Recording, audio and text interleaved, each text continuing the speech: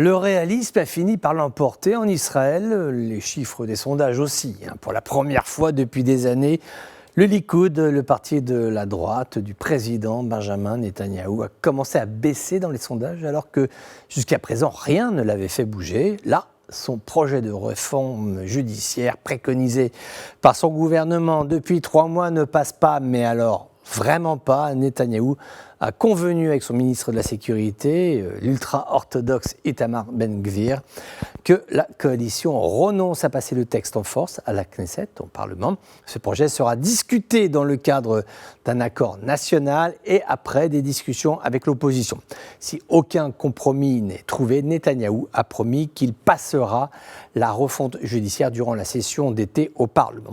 Ce plan, rappelons-le, érode le pouvoir de la haute cour d'Israël. Les protestations ont été si fortes ces dernières semaines que même des soldats, des réservistes de l'armée israélienne ont rejoint le mouvement des contestataires. La stratégie de Netanyahou consiste donc à se donner du temps, soit pour convaincre, soit pour amender le projet et le rendre digeste pour la représentation politique israélienne. Mais ça va être compliqué parce qu'il y a une vraie rupture, une vraie division dans la société israélienne avec de part et d'autre des gens qui n'entendent pas baisser les bras. Netanyahou parle de minorités prêtes, je cite, à déchirer le pays, qui opèrent violemment, qui allument des incendies, menacent de blesser les élus, incite à la guerre civile et refuse de se présenter au service de la réserve militaire. Ce diagnostic de Netanyahou est loin d'être inexact. Ce projet de réforme engage en fait la nature profonde de l'État d'Israël avec, c'est vrai, le peuple qui est souverain, il fait ce qu'il veut, il ne nous appartient même pas de juger d'ailleurs,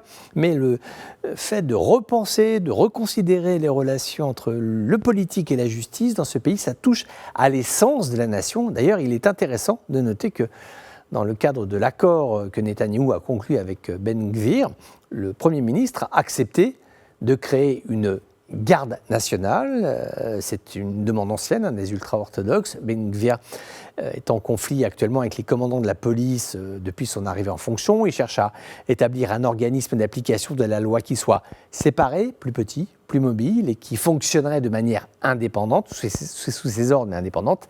Si cette garde républicaine est établie, cette garde nationale serait composée de plusieurs milliers de volontaires formés par les polices des frontières israéliennes. Là encore, une démarche très particulière qui engage ce qu'est la réalité politique et sécuritaire d'un État israélien qui est en phase de réflexion et peut-être même, on ne le sait pas, mais peut-être même en phase de mutation politique.